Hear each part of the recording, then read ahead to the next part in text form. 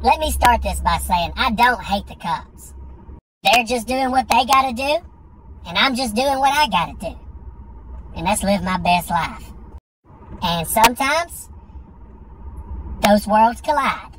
I had a show in Charlotte, North Carolina last Thursday. My wife and I drove 6 hours there, did the show, drove 6 hours back. On the way home, I was pounding 5-hour energy drinks like they were Long Island iced teas. And it was happy hour at Applebee's. Chewing up caffeine pills like they're Tums on Taco Tuesday. Just a real big fuck you to my cardiovascular system. Meanwhile, my wife is in a medically induced coma in the passenger seat because she took enough NyQuil to equate a night out with Bill Cosby. So I got the AC turned all the way up. Because you can't fall asleep if your face is froze like this. Plus, I got really sensitive nipples, so that kept me going. My wife hates the cold, so she's got her blanket pulled up all the way over her entire head. Like an uncircumcised penis. And I don't know if it was just the sheer exhaustion driving my anticipation to get home, or the fear of my wife waking up and resuming her Backstreet Boys playlist. But either way, I was going well over the speed limit. So at 3:30 in the morning, I get pulled over by the Georgia State Patrol. He approaches the passenger window, and I'm too sleepy to realize that this looks like a rolling crime scene. Got me in the driver's seat with my shirt all the way unbuttoned. I look coked out and probably on ecstasy because my nipples are so hard. And my wife is over here completely covered up like she's in a body bag. So what I'm saying to you is, the cop had questions.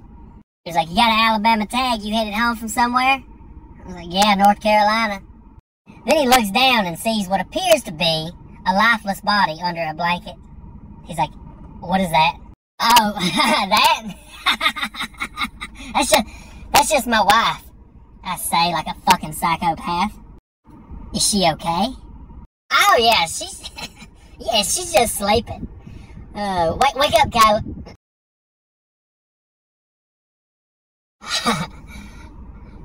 Stop playing now. I swear to God, she's alive. Then I reach over to pull the blanket off her face and show him that she's alive. But that was a no-no. He puts his hand on his gun and I just start fucking crying.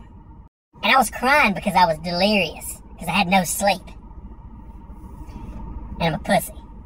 I'm sorry. She just took a bunch of NyQuil. I won't go home. So you're saying she was drugged? She drugged herself. Listen, I need you to calm down and tell me what's going on. Why were you in North Carolina? Okay. We just went for a comedy show.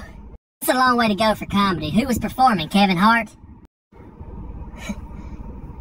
Me. Get out of the car. So, after administering a sobriety test and confirming that my wife was in fact alive, he let me back into the vehicle. He was like, look, Mr. Sims, this was a mess, so why don't we just try this again? What do you mean? Let's just start over. You sure? Yeah, let's just start from the top. So, I fucking left, man. I floored it. Not sure if that's what he meant or not, but it was a hell of a head start. My wife didn't think it was funny, though. When we got home, she beat me like a millennial's dick on December 1st. It's a little no-nut November joke.